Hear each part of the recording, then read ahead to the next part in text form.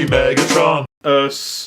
Megatronus. Alright, goths, let's take a dip into AOTP proper as we put the onus on Megatronus. It's Transformers Age of the Primes leader class the 13, Megatronus the Fallen, in Thew Review 286, which is what? Sponsored by Transformers.eu. The hottest hub for Transformers collectors in the European Union, Transformers brings all the coolest bots to the mainland, from the core Generations lines of Legacy, Studio Series, AOTP, and such, to high-grade items like Free Zero and buildables from Blokies and YOLO Park, plus third-party upgrade kits and labels, and regular restocks on older bots you might have missed. With a 4.8 on Trustpilot, dedicated data protection, and sturdy eco-friendly shipping, it's Transformers.eu, serving the European Union, hopefully moving into the UK soon. Let's go Euro!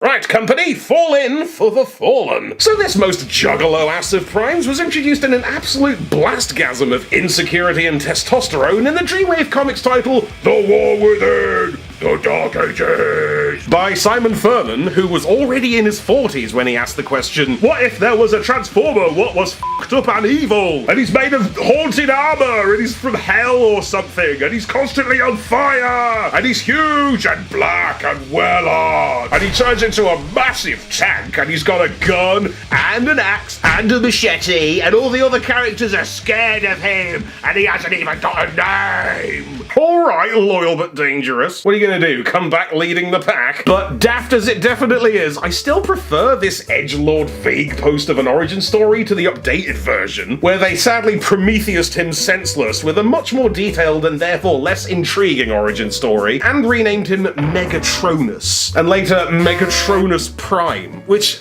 that's some silly shit. You can't just take someone else's name and put "us Prime" on the end of it, like a fandom newbie creating their first ever screen name. Shall I be Stuartimus Prime or Sephiroth-tron? Look, it's cute when nerds do it, but don't make it canon. It's goofy. And look where it's led us. We find ourselves with an excellent figure of the original design, but they've had to roll in the updated name to make it make sense with the lore, leaving us with the awkwardly monikered Megatronus the Fallen, or like Richard III. Kermit the Frog. Megatronus the Fallen. Look, it may be a mouthful, but in this house, we respect an MTF name choice. Happy Pride, by the way. My, those eyes like fire! So Big Jimmy Fallen here represents the first AOTP foray into the leader class, and there could be no more bodacious opener than this colossal eviler-than-thou monster bot. And for me, this is proper leader class. In a world full of mid-sized lads with packets full of padding, there's no more powerful move than just being massive. And Fallen Face here is not screwing around, just an uncut slab of violence in the shape of a bastard. The visuals here are immense, obviously. It's all strength and hostility. You don't expect a guy like this to deal in subtlety, do you? The lines are hard and straight, the surface is unyielding, his body layers thick, from the firm shock of the breastplate to the ironclad backpack. The torso definitely puts the stern in sternum, but it's kind of a shame about these little underboob rib sections, just lost in the crack. I barely noticed they're there. Rodimus Unicronus called, wants his evil matrix back. The limbs are steadfast and single-minded, born for war and not a lot more. Hands are packing bonus flexy fingers there, but the feet are a bit weird. Just toes on a frame. But I guess it's very on brand for the Fallen to have a hollow soul. Christ. Colour palette is as scary boy as it gets. His plating charred raw in night black, gunmetal grey, and bruise purple. Come on, Bruce Springsteen. With only the precise yellow highlights shining through, like a peek into the seething cauldron of hate contained within his shadowy shell. Blah. It's like, how much more baddie could this be? And the answer's none. None more baddie, in either sense. Certainly some material weirdness going on though. There's a bigger rubbery presence than I expected, which gives him a suspiciously squidgy hand feel, which I guess others have had. Like the recent Transmetal Megatron kinda had that rubbery thing going on, but it hits very odd here. Like the guy himself is so solid and square-like that the flex almost feels freaky, kinda necker-y, which did wig me out at first, but maybe it's not such a bad thing for your £50 and upwards toys to have a little bit of bounce to them. Besides, posability is friggin' world class, employing every trick in the Hasbro playbook to facilitate limitless battle stances and serious smolders, while his psychotic twisted metal ass permasmirk imbues every second with an irresistible maniacal glee.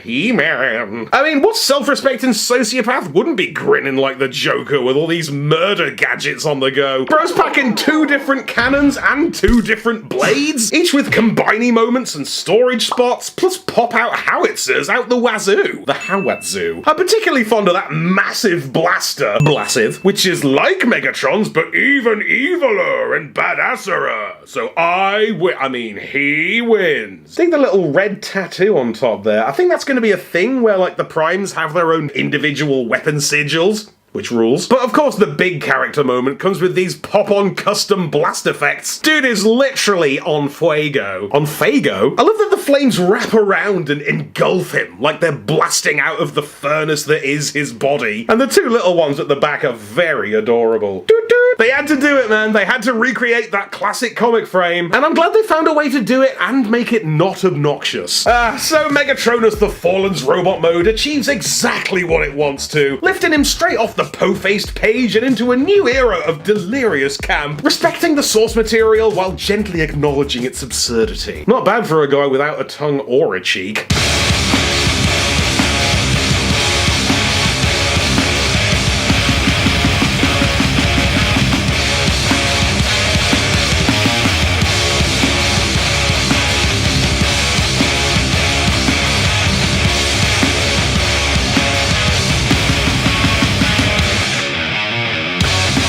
Yeah.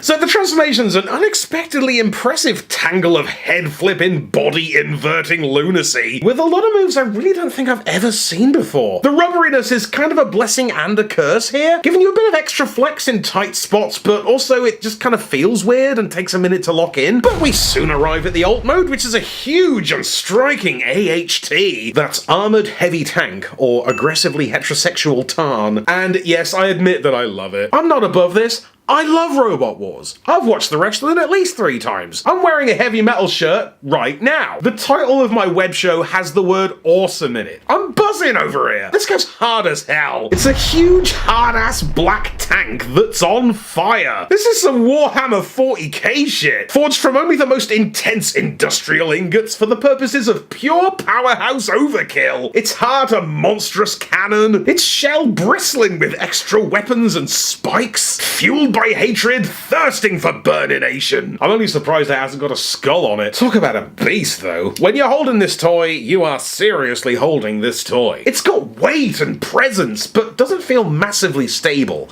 Same. The treads are really quite segmented and uneven, and the base is an absolute trek through the gapulations. The turret's also not super solid, but it is open to a bit of finessing. Finesse felts. Like, the instructions would have you place the arms all weird and wrist up, but I prefer it the other way around for the angry eyebrow illusion. I'm very not sure about the pivot position, too, all the way back here in the underpants region. It looks like it should be central, like it wants to be central, but that's exactly where it won't go. But look, we got some ropey weapon storage along the side. We got spots for siege weapons and flames. It's in the pocket, baby. It's a toy that I want to reassure. Like, it doesn't seem terribly certain of itself, but the experience of it is a pure hoot. I can totally see why people thought this would be a Studio Megatron pre-tool as well. It is very Megatron-alike, and it does hit a lot of the same beats as the War for Cybertron trilogy one. And God knows every reveal turns into a game of Who Are You Really? But I assure you, this is most certainly its very own wholly remarkable monster energy sodden thing. So good God, gang. Evanescence the Fallen here is really something. It's juvenile Ozfest shit for the sake of juvenile Ozfest shit. This is a heavy metal album cover beastie made flesh, but like a really dumb one. He's not the painkiller, he's the jugulator. He's the shot of tequila that loosens you up so you can enjoy Evil Scarecrow. Am I a bit embarrassed? Yes. Am I having a fantastic fucking time? Also, yes. So cheers once again to Transforverse for sponsoring the video. Check them out, Eurogang. Thanks so much for watching. I'm all in on the Fall-In.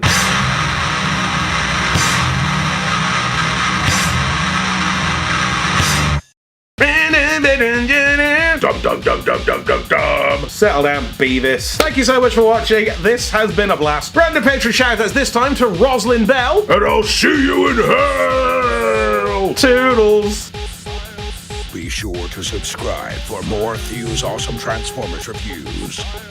Limited appeal, keeping it real.